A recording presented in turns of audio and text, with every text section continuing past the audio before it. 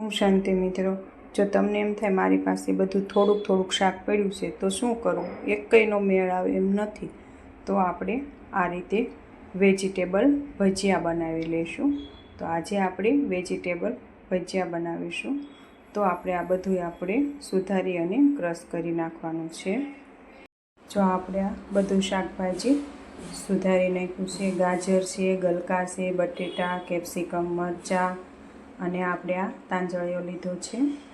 તો આપણે આ બધું વેજીટેબલ સુધારી નાખ્યું છે। રીંગણા છે, જે તમારી પાસે શાકભાજી પડ્યું હોય એ બધું શાકભાજી તમે નાખી શકો છો। તો આપણે આજે વેજીટેબલ ભજીયા બનાવીશું। તો આ બધું આપણે એક ચોપરમાં ક્રશ કરી નાખીએ, પછી આગળ બતાવું। જો આપણે આ એક ચોપર લેવાનું છે, ચોપરમાં આપણે બધું ક્રશ કરી લેવાનું છે। તો મેં આ ચોપર લીધું છે, ચાલો હું આમાં ક્રશ કરીને તમને બતાવું। જો આપણે ચોપરમાં સરસ ક્રશ થઈ ગયું છે। તો આવી જ રીતે આપણે બધું ચોપરમાં ક્રશ કરી નાખીએ। જો બધું આપણે વેજીટેબલ ક્રશ થઈ ગયું છે। હવે આપણે જે તાંજળીઓ લીધો હતો એને આપણે અલગથી ક્રશ કરીશું, અને જો તમારે એને સુધારવો હોય ઝીણો ઝીણો તો તમે ઝીણો ઝીણો સુધારી પણ શકો છો। તો આપણે આ ચોપરમાં આપણે તાંજળીઓ નાખીશું। હું એને સુધારવાની નથી, એને હું ક્રશ કરી લેવાની છું, કારણ કે મારા બાળકોને ઓછો પસંદ છે એટલા માટે, એટલે ખ્યાલ ન આવે કે મમ્મીએ તાંજળીઓ નાખ્યો છે અંદર, એટલા માટે હું આવી રીતે કરું છું। જો તમારા બાળકોને પણ તમારે ખબર ના પડવા દેવી હોય તો તમે આવી રીતે કરી શકો છો।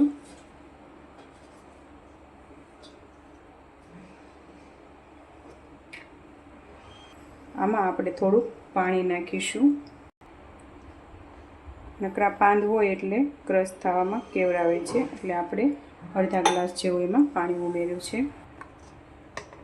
જો આ રીતે પાણી નાખીને આપણે ક્રશ કર્યો તો એટલે થઈ ગયું। જો તમે એમનામ ક્રશ કરશો તો એ ક્રશ નહીં થાય, તો પાણી નાખવાનું તમારે ભૂલવાનું નહીં, પાણી ચોક્કસથી નાખજો। તો હવે આપણે આ બધું મિક્સ કરી દેવાનું છે, જે તાંજળીઓ, શાકભાજી બધું મિક્સ કરી અને પછી આપણે આમાં ચણાનો લોટ આપણે એડ કરીશું। જો આપણે વેજીટેબલમાં નાખવા માટે આપણે એક વાટકો ચણાનો લોટ લીધો છે, એક વાટકો અડધી વાટકી મેં ચોખાનો લોટ લીધો છે, અને ચીલી ફ્લેક્સ અને ઓરેગાનો આ બધું મેં ઘરે બનાવેલું જ છે। તો હવે આપણે આને મિક્સ કરી વાળશું।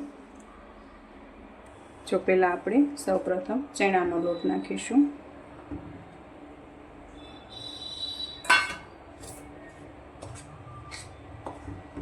ચણાનો લોટ આપણે મિક્સ કરી દઈશું। આપણે અડધી વાટકી ચોખાનો લોટ નાખીશું, અને આપણે આ ઓરેગાનો, આપણે ચીલી ફ્લેક્સ નાખીશું, અને સ્વાદ પ્રમાણે આપણે મીઠું નાખવાનું છે।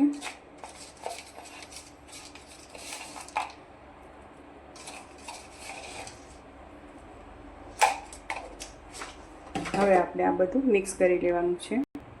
હવે આને આપણે મિક્સ કરી લઈએ।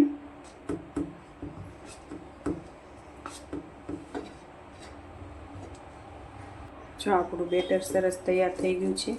હવે આપણે ભજીયા પાડી વાળશું આને। ચાલો આપણે તેલ આવ્યું છે એમ ચેક કરી જોઈએ। જો હજી તેલ આપણું જેવું જોઈએ એવું નથી આવ્યું, તો આપણે 5 મિનિટ તેલ આવવા દઈએ। જો આપણે આ તેલ આવી ગયું છે, હવે આપણે એમાં ભજીયા પાડી વાળશું। જો આમાં આપણે સોડા નથી નાખવાના,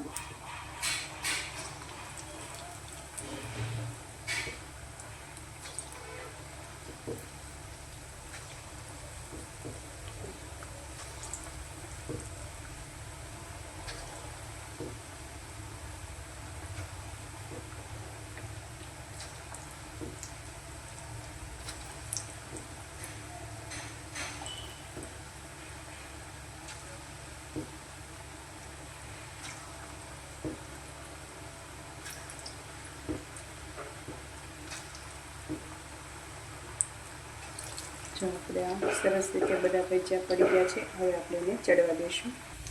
જો હવે આપણે ફેરવી નાખવાના છે, એને પલટાવી લઈશું.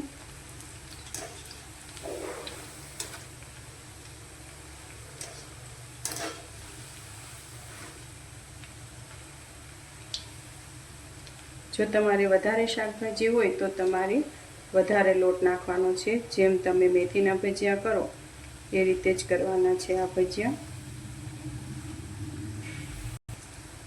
આ ભજીયા નાના બાળકોને લઈને વડીલોને બધાને આ ભજીયા ભાવે છે.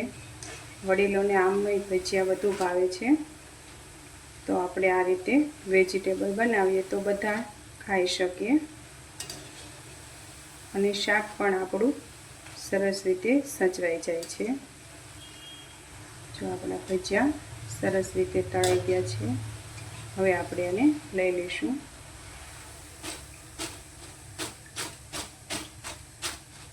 આવી જ રીતે આપણે બીજા ભજીયા પણ પાડી લઈશું.